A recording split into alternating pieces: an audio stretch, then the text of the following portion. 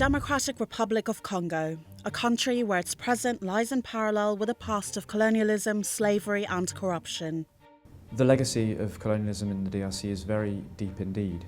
Looking back through Congo's history, there really isn't a moment where it hasn't been the victim of external exploitative forces. The Congo gained its independence in 1960.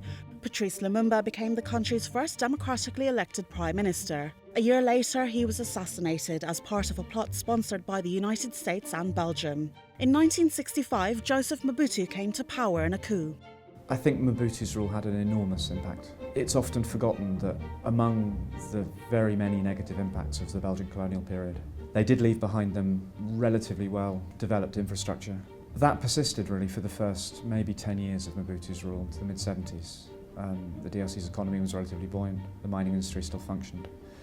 It was his Zairianization, his authenticity program, that began the slide down into the misrule, systematic underinvestment, the crumbling away of all of that infrastructural and organisational base. In 1997, an alliance of African nations led by Rwanda decided to get rid of Mobutu for protecting individuals responsible for the 1994 genocide. Mobutu fled to Morocco and the Rwandans installed Laurent Kabila as leader.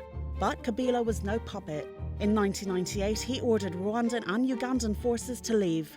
Rwanda invaded again, and with 9 countries fighting each other on Congolese soil, it was dubbed as Africa's World War. Kabila was assassinated in 2001, and his son Joseph was appointed president at the age of 29. 5 years later, he won the presidency in the DRC's first democratic elections in 40 years. But remnants of this war remain to this day. I think that DRC is still paying the bill of having been through its own history. We have been through difficult steps in the past, difficult stages, and this is still being heavy on our ability and the position we have to attract investments. What the Congo needs and the Congolese people need is investment and jobs. The fact that it has vast mineral resources can and should bring that investment in. Will it ever be free from relations with the external world? Well, absolutely not. How can the DRC ensure that that geological scandal, the fact of its vast wealth, doesn't remain a curse? Because I think it has been a curse historically. It'll take a government that is capable and prepared to look after its people. It needs to collect taxes and use those taxes to provide services and get into the virtuous cycle of employment, tax paying, education, service provision that every other state, well, many other states around the world enjoys.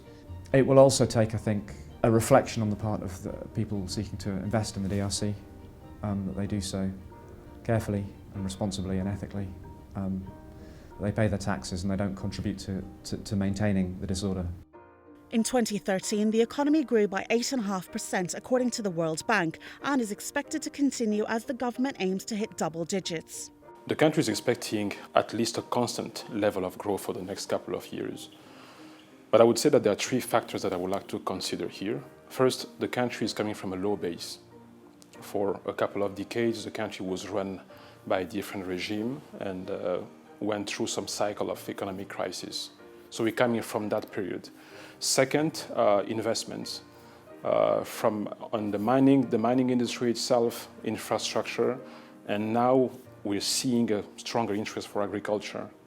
So those 2 group of events have made a difference. And the third factor I would like to come up with here is efforts made at improving governance. It will remain a challenge because the country is coming from very far.